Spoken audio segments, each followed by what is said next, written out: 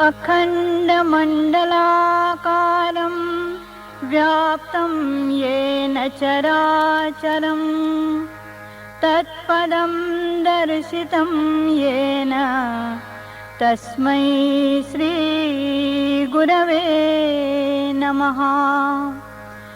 अज्ञानतिमिरान्धस्य ज्ञानाञ्जनशलाकया चक्षुरुन्मीलितं येन तस्मै श्रीगुरवे नमः।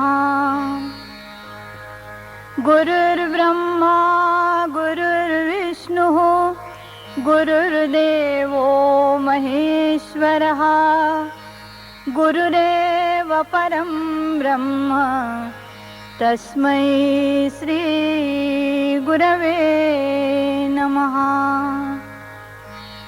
स्थावरं जङ्गमं व्याप्तं यत्किञ्चित् सचराचरं तत्पदं दर्शितं येन तस्मै श्रीगुरवे नमः।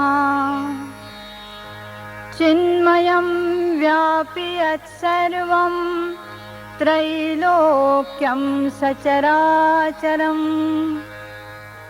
तत्पदं दर्शितं येन तस्मै श्रीगुरवे